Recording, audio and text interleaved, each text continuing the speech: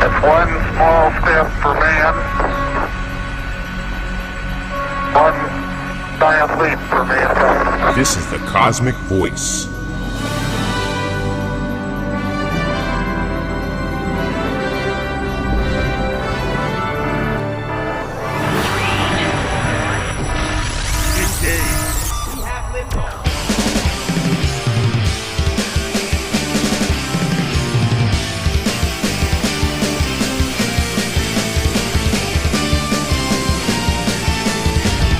Cosmick Voice. Music, talk, and nothing but business with your hosts, Chris Natalini and Mick Michaels.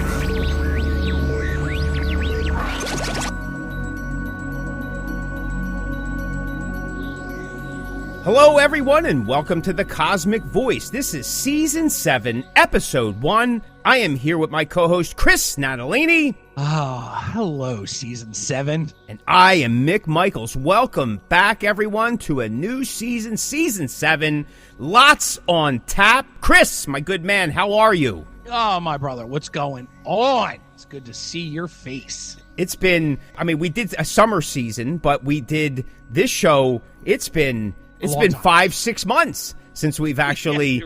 I know. Yeah, really? Has it been that long? Absolutely, man, because we finished early because we knew we were doing the summer season. We had to create some buffer time. So this show itself, it seems like a lifetime. It does seem like a lifetime, man. It does. Like, when I messaged you a couple weeks ago, I'm like, when are we doing Season 7? Like, I'm like, God, it's forever ago. Yeah, just getting started up today for this. I had to update apps and I figure out cord issues because they've been sitting gaining dust. I had to pull them apart and go, blow on them. They had so much dust on them. I came up in my studio a half hour early just to make sure everything still worked. Yeah, that's crazy. That's just crazy, man. Not to sound like whatever, but when we're not doing this, I'm doing plenty of other things. Yeah, sure. It's not like we slowed down. Yeah, this just sat. You know how like when people move out of their house for the season, they cover it with sheets and stuff? Sheets? Yeah, so I didn't even bother doing the sheets. I just kind of ran out of here. So, but man, a lot's been going on in 6 months, professionally, personally, grammatically, you name it, man. This scene has gotten crazy, as we were talking about before we hit record. That would have been a conversation to be a fly on the wall. Yeah, that would have been a lot of censoring.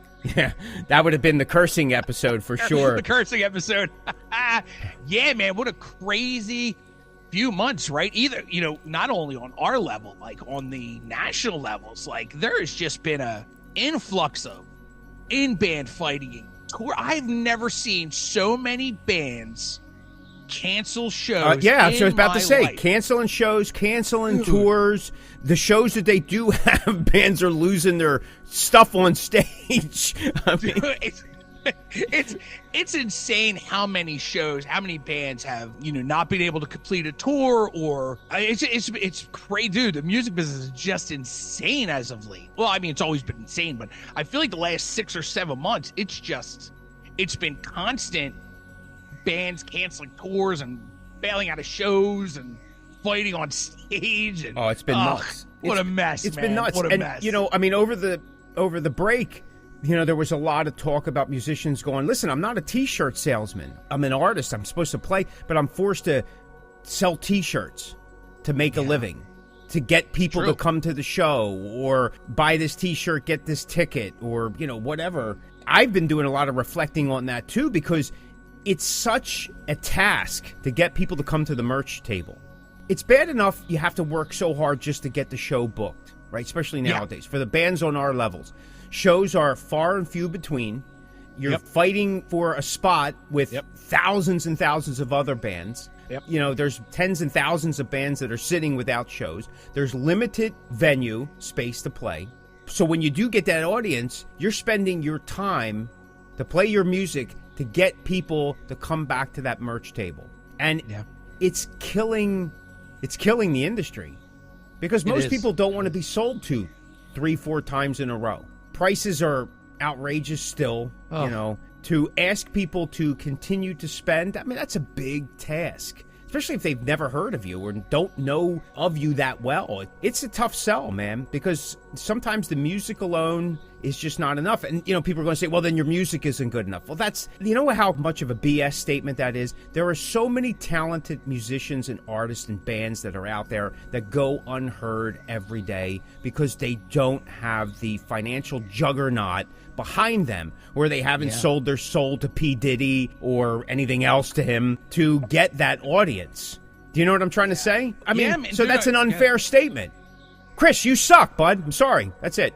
I suck. Yeah. I'm getting a T-shirt that says I suck. Would you like to buy my T-shirt? I most certainly would. I probably would sell more T-shirts if it says, my band sucks.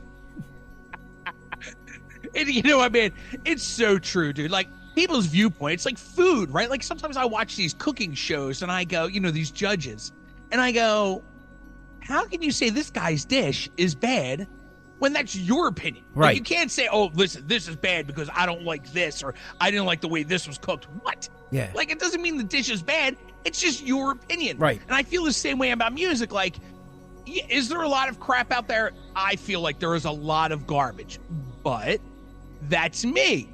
That is my opinion.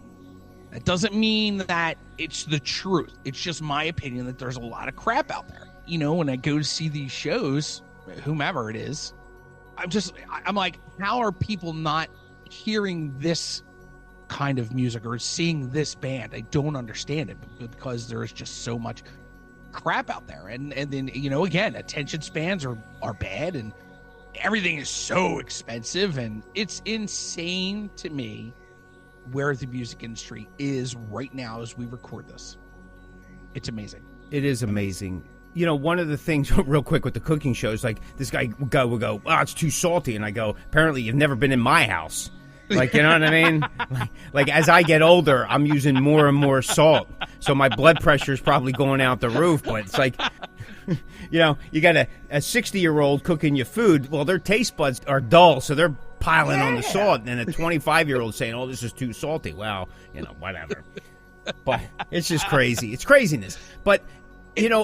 like you're saying, like, the industry is changing so much, like, from top to bottom. We've talked about this before on the show. Like, a lot of times us guys at the bottom are trying to emulate what's happening now at the top, right? It's like this trickle-down effect. And by the time it is implemented at the bottom, they've already changed the top. Yeah.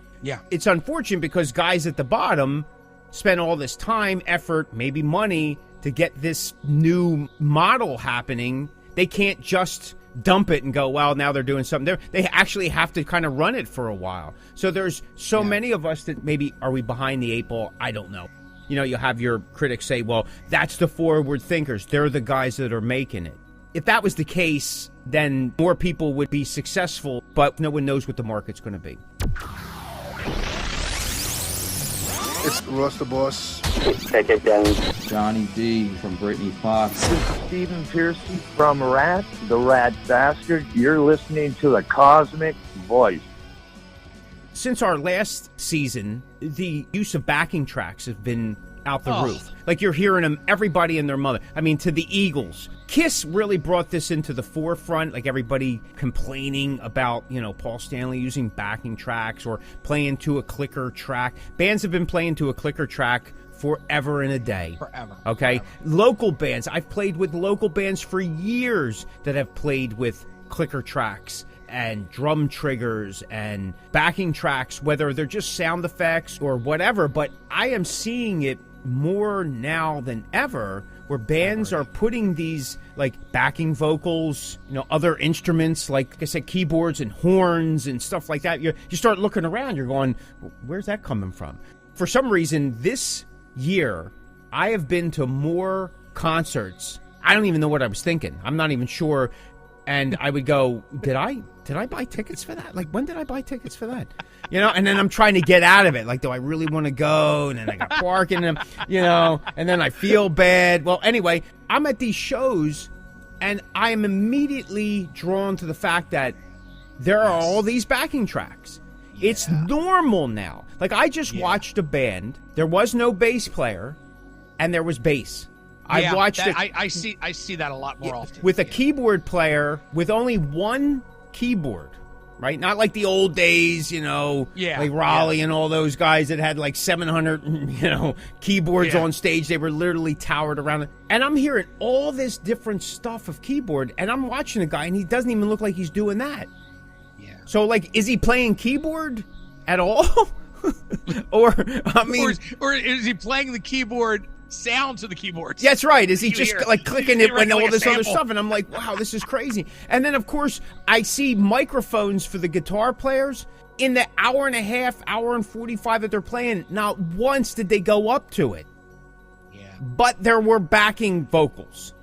Oh. And again, am I faulting these bands?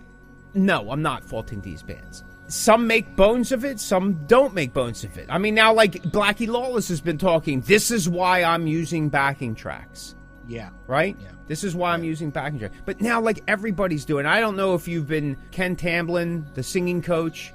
He was nailed for doing, like, what they're claiming to be. He's lip syncing. He says that he's not, but there's been all this back and forth and scientific data based on the sonic waves of their matching and, all this technical stuff. And then he puts a statement out. Did he use some backing track? Sure, on all the backing vocals, but all the rest was him. And it's like, okay, so you kind of said you did, but didn't say you did. The biggest problem with that is because he's a singing coach selling programs, telling people that you could sing any way you want to sing, but he's not demonstrating that. Right. So then there's people saying, well, his course is no good. I don't know. Have I watched him over the years? Yes.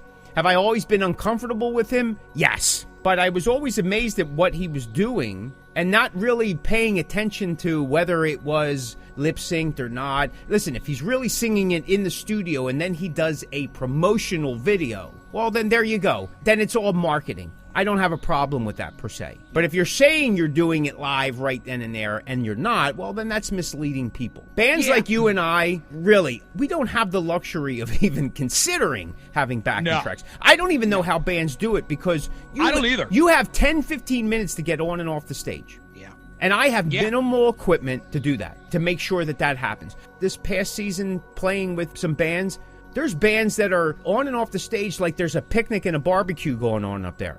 And they're socializing and they're, and I'm like, that's a number one sign of a band that, one, doesn't play out that often, and two, is completely unaware of what a professional band is supposed to do.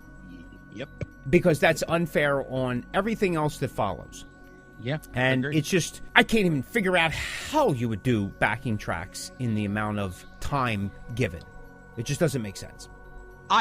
Listen, it took me 6 months to figure out my board to my computer to Zoom. If someone came to me tomorrow and was like, Chris, you're going on tour and you got to use backing. I'm like, I don't even know how I would begin to do that. I wouldn't do it, but I don't even understand how that is done. I really do not. I can't even figure it out. And, over the summer, I had the pleasure of seeing, I made a promise to myself, and I think I said this on last season, maybe the season before.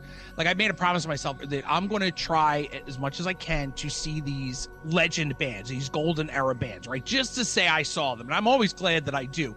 So over the summer, I got to see Chicago and Earth, Wind & Fire together. Both bands, 12 guys on stage. Guess what? You don't need a backing track because you got a million things going on. You have a million people to help you out. You don't need them. So just add more guys to your band. I don't know. And this whole thing, you were talking about Paul Stanley. I instantly go to Vince Neil and I go, he uses a backing track. Couldn't you get it? Why don't you just use, because he's so bad, just sing to a whole track. Why are you putting yourself out there to get completely lambasted online when just sing the track and just sound good? Because look at Frankie Valli. Have you seen video I've of seen that that. mess? Dude, the guy's 90 years old. His lips aren't even moving, and you hear his original voice from Grease. There is no way. I know, and the comments go, man, he realizing. still sounds so good. Dude, are you kidding? And then you see video of his backup singers, and they're smiling and dancing, and I go, bruh. I mean, he's barely moving. Dude, he's like a Disney animatronic. His lip, the poor guy, man, just stop. That is a use of backing tracks that makes me completely sick. Yeah, One, because the guy is 90, and I get it, working, making money. But come on, man. You're better just to hire a Frankie Valli lookalike or a tribute guy and have him come out and sing and sound just like Frankie Valli. Because the real Frankie Valli, you're literally just paying to watch a backup band perform. That's it. I mean, him walk the stage. What's going on with Frankie Valli? Oh, he's quietly retiring. Well, look, here's the thing with Frankie Valli. The guy's 90, like you said. What are we going to do? Right? You're just trying to see him before they take him to the ambulance and throw him in a body bag. That's it, right? That's what you're paying for. You might as well just... Here's the thing I got to say about Frankie Valli. That guy has been touring nonstop. Oh, absolutely. He's never had a downtime. He's always found an audience, whether it was Atlantic City, whether it was some oldies radio station tour. The guy has always had an audience. Always had an audience. So, listen, whatever. He's 90, man. He put his time in. I get it. Yeah. If you're playing to a backing track, that means you're playing to a clicker. For me, I just don't see the point of it because we can still do it. And it takes away some of the spontaneity. And that's just me. Why these guys are doing it, again, some of it's to sell tickets, some of it's ego, some of it's Kiss demonstrated it. Everybody talked about it for years during their end of the road tour, whatever. I went to 3 of them. I was still excited. I went to the last one with you. We were so jazzed up. We knew he was backing tracked. It didn't make a difference. It didn't even matter. It didn't even matter. So that goes to show you people don't care, which then there's a deeper, darker issue there, right? I mean, unfortunately, how that trickles down. But at the same time, if people don't care about that, do you think they're really going to care about local bands? No. Oh, God, no. Listen, I'm never going to go see AC/DC with Axl Rose. Well, listen, that was a pretty successful tour. Yeah. To the point that they were talking to him again about doing it. Yeah. Right? Yeah.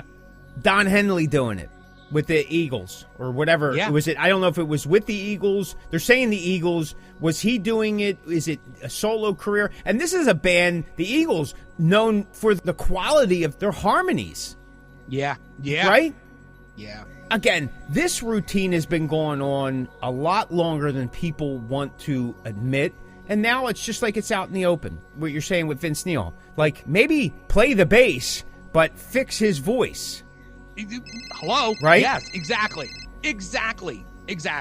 You know, the other thing is here's a question for you. Being that you're a singer, just in the band sense for the music. As we get older, there's just things that we can't do the same way. I'll give you an example. Like, for me, playing guitar, I can't play things that I kind of played pretty well in the 90s.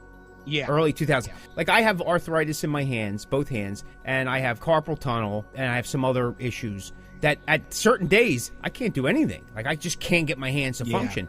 So, I have changed ways of playing things so that my hand could last longer through the set. Right? Or that I can do a run of shows, because the next day after playing, I'm sore. I mean, and I have to ice my hand. I got to take some stuff. I got to rub some salve on it. I mean, come on, it's a whole procedure just so I can play again. Right.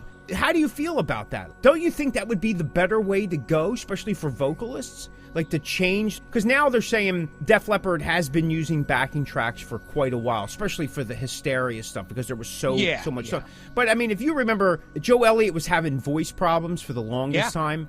And I seen a couple of them shows, and they were a little rough, but the guy did it. But he seemed to get his voice back, or he changed some things. Yeah. How do you feel about that? Do you think that's the better way to go? Is it laziness that these bands won't do that? Man, I think that, well, perfect example of that. I got to see the Sammy Hagar Best of Both Worlds tour over the summer. Place was packed, sold out. Anyway, the guy's 75, 76, however old he is, and Sammy still sounds amazing. But songs are a little slower. He even said it back when he did 5150. He didn't look at, and I've seen him say this in interviews, he didn't think about down the road as he got older. His vocals then were so high. So he didn't think about long term. He was just thinking about in that moment, which I totally understand. But now, just like anybody, these older bands, everybody tunes down a little bit. Every song's a little slower. I would rather see that. And even Sammy's come out and said, he does take a break. Michael Anthony does 2 songs, and, they hired a keyboard player to play keyboards and to back Sammy's voice up to kind of fill that spot because they didn't want to use backing tracks. So they hired this keyboard player that, that I don't know, he knew through whomever. That cat, he's a young guy, so he has a high voice, and he sings all the harmony stuff with him and Michael Anthony. And even Sammy said, sometimes I'll drop out and just let Michael and the keyboard player, and I forget the guy's name, unfortunately, I'll let them do the harmonies. I would rather a singer come out and go, do we play a little slower? Yeah. Are we tuned down a little? Yeah. Did I have to get a keyboard player to help me with those vocals because I can't do, and Sammy's playing almost 2 hours, maybe a little over 2. I think it was almost 2. And he's probably singing 97% of the stuff. Do I need to do this to make it sound fuller and to give you the best experience without using backing tracks? 100%. 100%. I would rather see them, whomever artist it is, filling in other ways than having a backing track. Paul Stanley, same thing. What I've loved to see, I get it. You're not going to throw another guy in makeup and I get that. There's obviously going to be situations. I think a lot of it's ego. I do. I think a lot of these guys just go like Blackie. Like, I understand his thought process. He wants people to come to the show to hear the songs that he intended them to be, i.e. on the record. I understand that part of it. That's the gift. But live is the gift. Live is the experience that we all want. I don't need it to sound picture perfect on the record. I don't. And if you're playing songs that have a backup orchestra, from the Crimson Isle or whatever, then maybe get a keyboard player. Have them come out. Listen, we're going to do a couple songs from Crimson Idol. Here's keyboard player, announce it. Say, listen, he's going to fill in the orchestra stuff. This is Joe Smith on keyboards. Like when I saw King Diamond a number of years ago here in Philly, obviously he still sounds amazing, but he don't have a backing track. You know what he has? He has a girl on stage with him that just stands there, dances a little bit. She helps him with those high parts. I would rather see guys drop their ego and fill in that stage with other dudes. Again, just saw Bret Michaels a couple months ago over the summer. 8 guys on stage. Girl singer, keyboard player, bongo player, just to fill in those big gaps. Because again, he doesn't use a backing track. I would rather see that. Chicago and like I said, Earth, Wind & Fire, same thing. Now, I think, like seeing Earth, Wind & Fire, I think with Philip Bailey, I'm not saying that he has a backing track, but I think they do a little magic on his mic through the PA system because he sounds unbelievable. And listen, who am I to say? He may still sound amazing because he had a great high voice and he still sounds amazing to this day. But I think they do a little magic live, but I'm okay with that as long as it's not a backing track. I'm not a backing track guy. I'm not. I'm not into that at all. But again, like Kiss, there's definitely a gray area when it comes to backing tracks. And then you got Vince Neil. And I think that's a lot of it too. I think a lot of people are aware of the heat that Vince Neil brings with all that and how bad he unfortunately is. That I think a lot of people are like, oh no, I don't want to get that kind of heat. Like, I don't want to be the Vince Neil that everybody's making fun of me and, posting these videos of me singing different lyrics and singing about food, like that kind of stuff. Like, I get it. Like, that's tough for the ego. Obviously, Motley don't give a hell. I just think that a lot of it's ego. And, these guys want, they can't let go of what they used to sound like. And I think they're afraid that people are going to make fun of their voice. And sure, you're probably going to get that. But I think most of the people that go see live, they're just happy to see you. I mean, look, there's a million bands running around with not an original member in them. So obviously, people don't really care about certain things that much. And I think, someone's deeper voice or maybe guys that can't hit those notes. I don't necessarily know if people really, really care that much. I don't. Again, everybody says Sammy Hagar sounds amazing, and he does. But I've never heard anybody go, wow, I wish they didn't downtune that much, or I wish the song was faster like it is on the record. Never heard that. Ever, ever, ever. Because I don't think people care. I really don't. People like the live experience. It's rock and roll or R&B or soul, whatever. I just think it's all about ego, bro. I really do. I really, truly think it's all ego. Here's the argument too, because if you've been following this in most recent time, right? Arnell, the current singer to Journey, he did the Rock in Rio, and I guess he had a bad night. And he was taking, heat for it.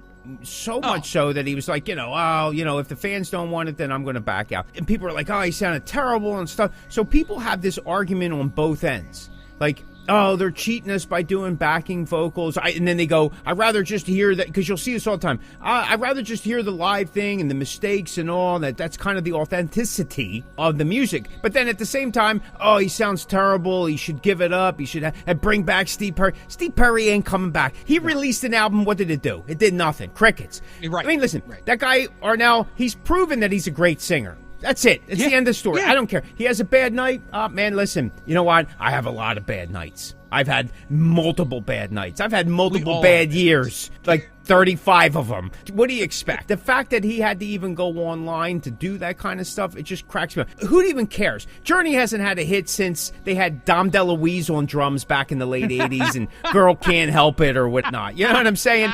So let's cut the crap out. Like, because if you really cared, those 5 people that complained, all of a sudden it became a viral issue. Another argument to bring back somebody, Steve Perry. You know what the thing is? In my opinion, Steve Perry couldn't even handle the touring regimen that, but thank God Arnell's staying, and we can go back to hearing about Jonathan Cain and Neil Sean complaining about, using the jet for personal things or spending this kind of money. I mean, these two guys are playing on stage for I don't know how long, since like 1980 or whatnot, and they do more bickering about money spent. And then like Neil Sean's most recent thing as the recording of this show is like, well, I'm the original member of Journey. Well, dude, listen, I get it. If you went into business with Jonathan Cain, you created a company to monitor the spending of the band, then that's what you should be doing. Not going, well, it only counts to people that aren't necessarily founding members of the band. Dude, go buy your own plane. You know what I mean? Like, I used to follow him. I cut out following him. I mean, he's a fantastic guitar player. He's one of those guitar players that was always underrated. Phenomenal guitar player. Yep. Like, in the last couple of years, he spends more time doing videos trying to show you how phenomenal he is. And it's like, you never needed to do that, dude. You were always a real guitar player. Not that I was one, but they knew he was good.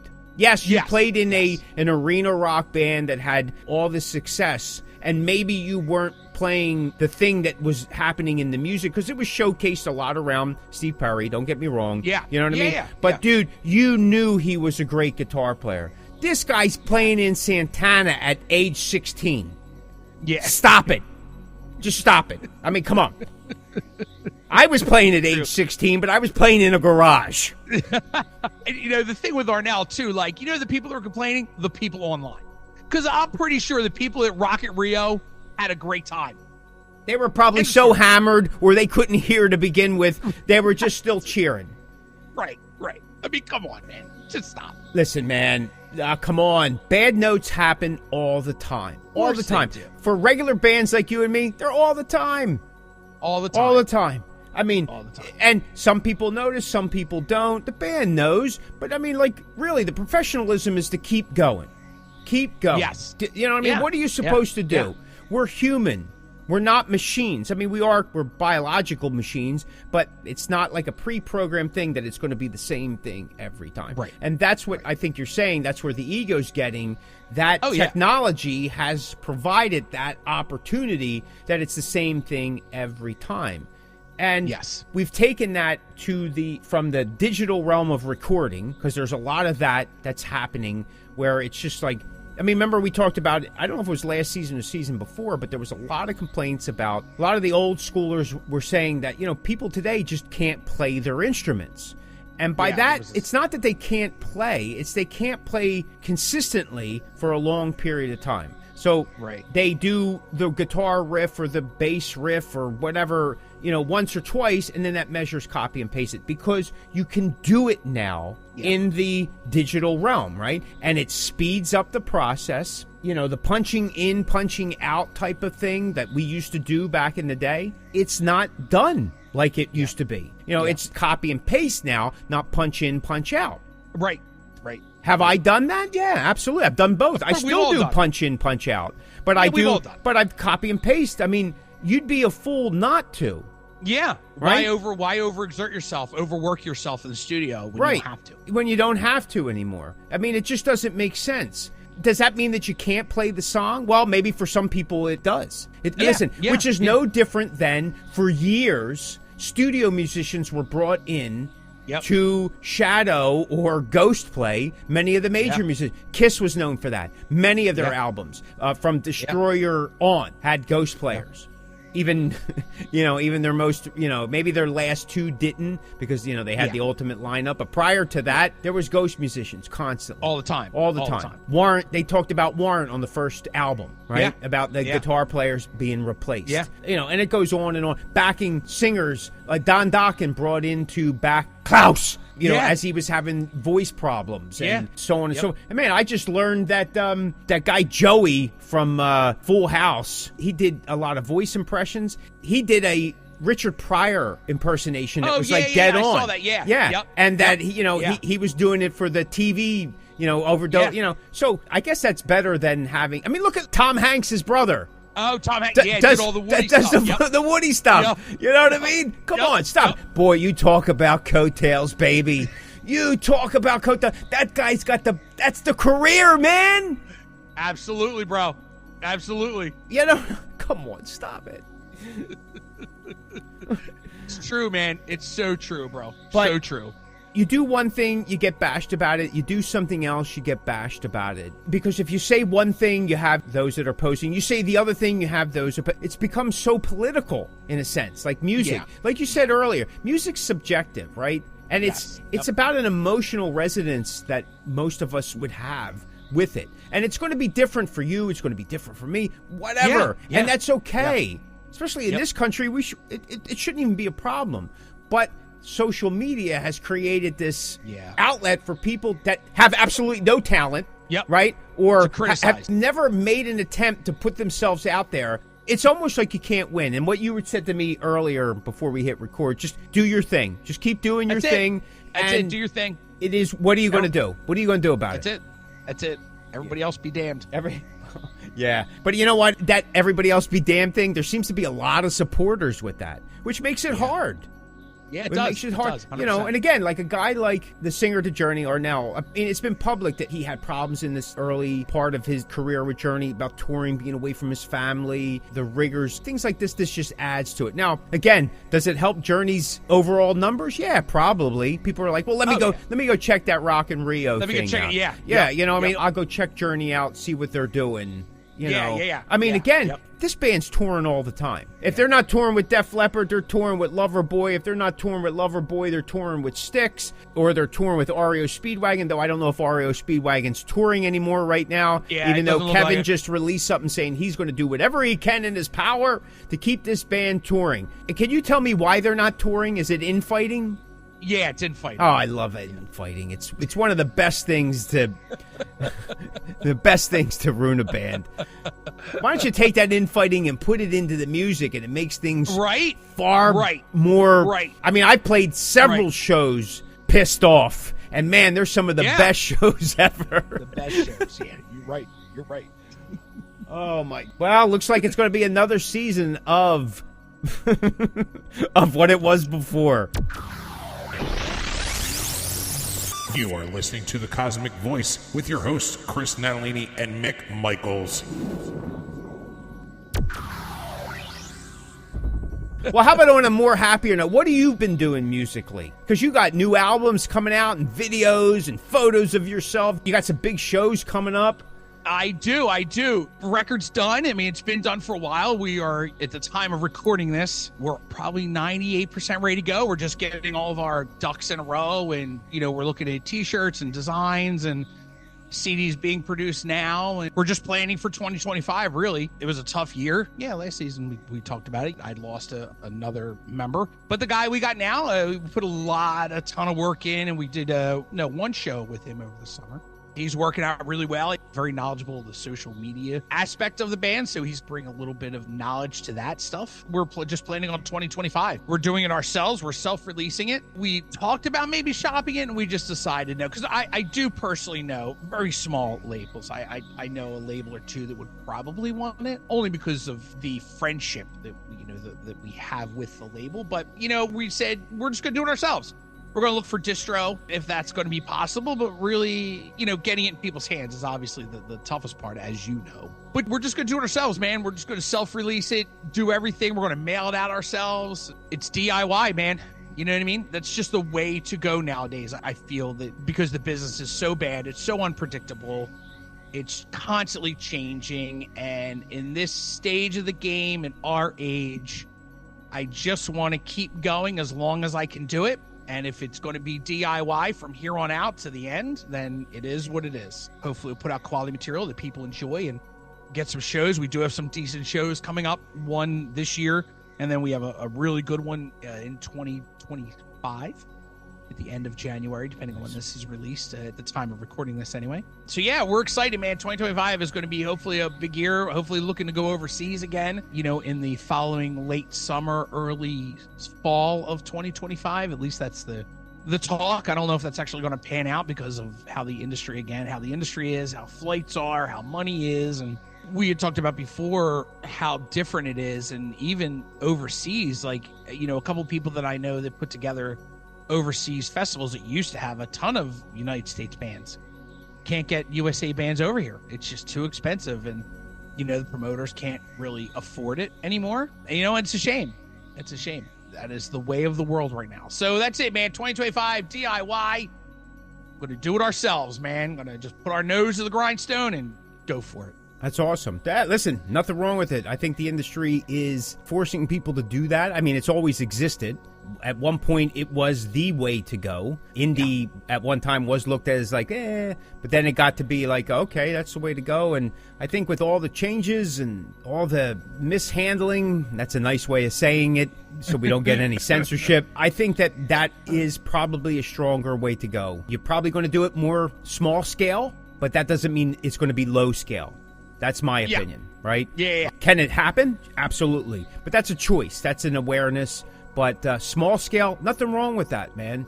If you take those numbers and you compare them to what people would consider large scale that are trying that, they're wasting more money. They're wasting more time. Yeah. There's no lift. There's no pickup. There's no benefit. There's no real benefit. So if it's digestible and it's controllable and it's doable, then small scale is definitely the way to go. I am a firm believer of that. I've done most of my tours that way. Yeah, you've always been a DIY guy. Yeah, I mean, we've associated with labels of different levels, but we've done everything ourselves. I've never taken a dime from a label. I'm not interested in taking a dime from a label. I'm not interested in knowing anybody if I can help it, and it's been working. Every tour that we've done, whether it's been to Europe or the UK, or we just recently did one in Canada, we finance them ourselves. We do crowdfunding, but we don't just take people's money. We do sponsorships. We do merch exchanges. We did a last-minute tour T-shirt for Canada, and we got sponsors for it. Every one of those sponsors received a T-shirt, they received promotion, and they received an exclusive tour badge.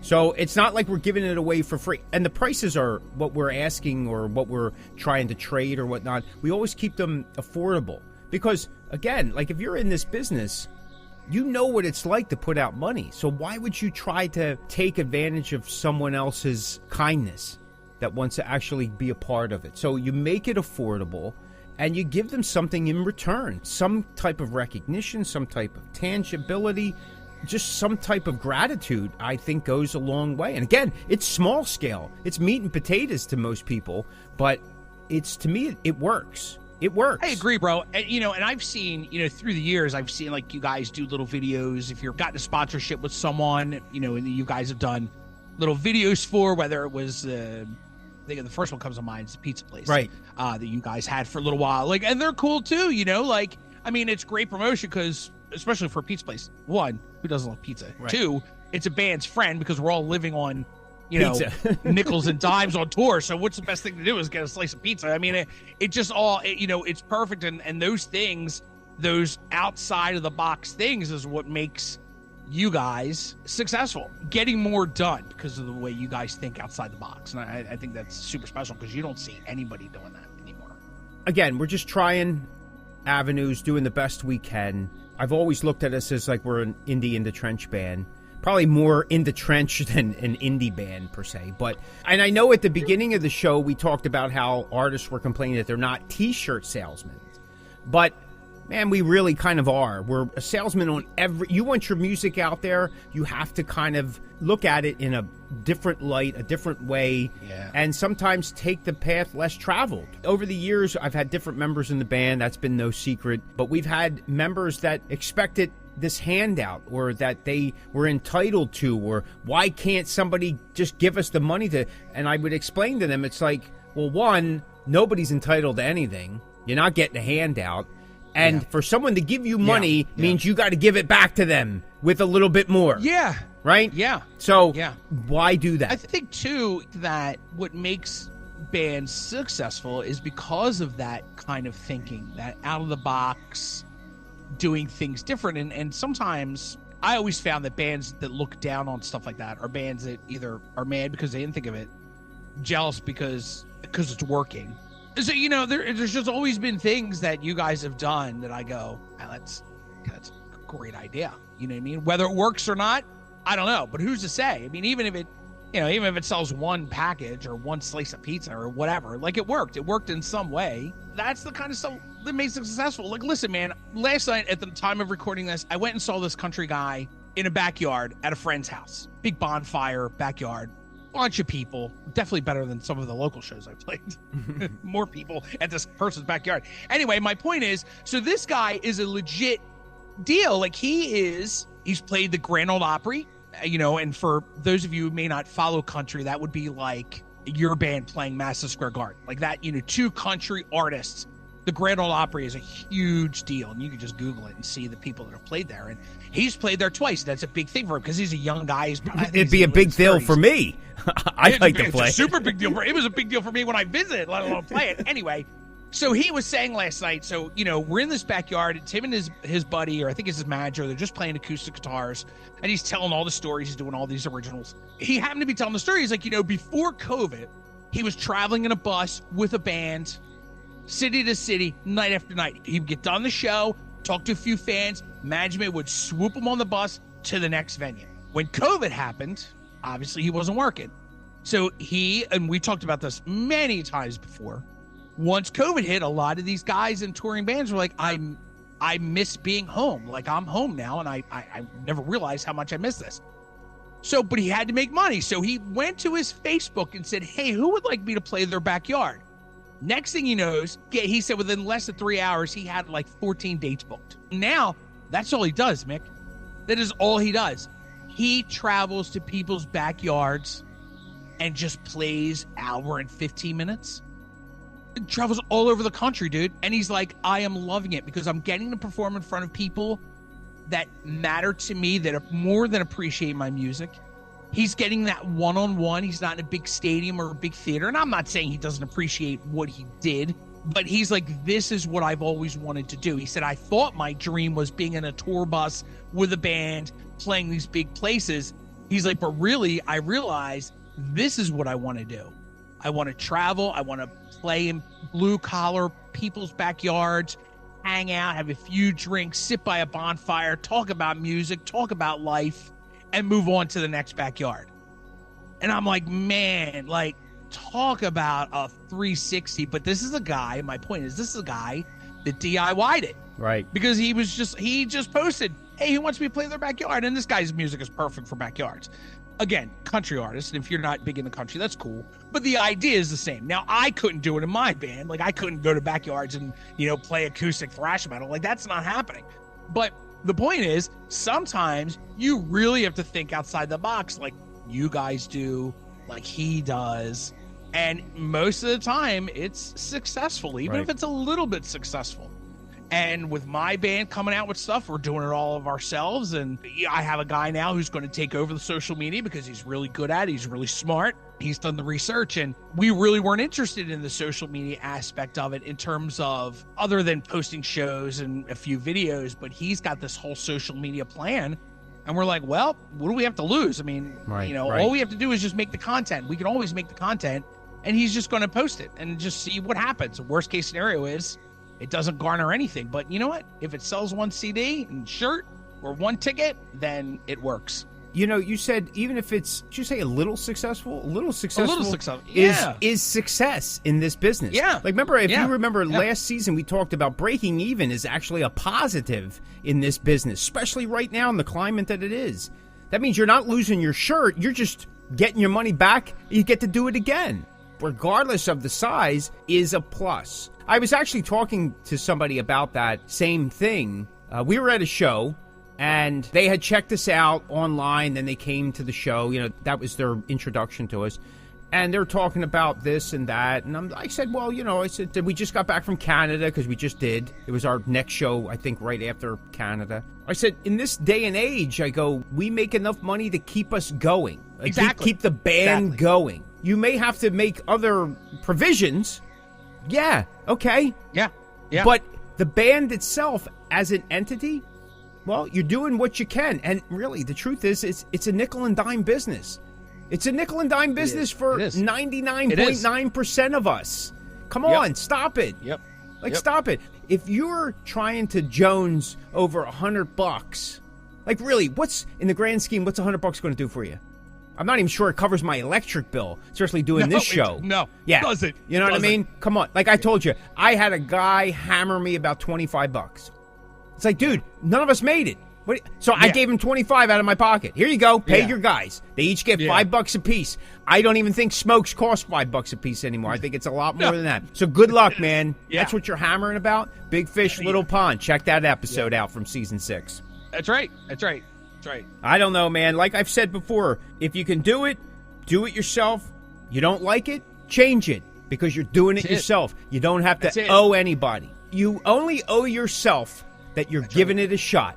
And if you can say, hey, listen, I gave it a shot, it's time to change, then you do it, baby. You do it. Yeah, absolutely, bro. Absolutely. What do you think, man? You got anything else to say? No, dude, super excited, man. Super I'm excited. So glad to be back. You and I have talked. I think we have some really good topics this year, and if people have followed the show for a long time, sometimes our topics change mid-show, you know, because we do just kind of like today's show, which was just a whatever Cosmic Voice episode 1, but sometimes stick to it. Sometimes we don't, but doesn't matter. Either way, we get the points across, and that's all that matters. I'm excited.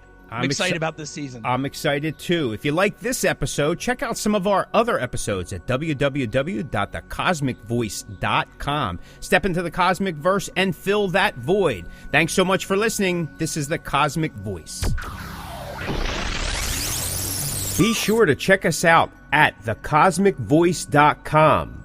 Like and follow us on Facebook at The Cosmic Voice. You can find The Cosmic Voice everywhere you listen to online podcasts, like Deezer, Google Podcasts, Apple Podcasts, Spotify, Anchor, Stitcher, and so many more. All right, folks, that's going to do it for us. If you're hearing this message, you've listened to the entire episode. And for that, Mick and I would like to thank you from the bottom of our hearts, and we hope you enjoyed this new episode. And if you did, please leave us a review on Apple Podcasts and Spotify. Also, feel free to let us know what topics you'd like to see covered in future episodes of The Cosmic Voice. And you can get in touch with us through thecosmicvoice.com and, of course, all of the Cosmic Voice social medias. Take care and be safe. You're listening to The Cosmic Voice. Music, talk, and nothing but business.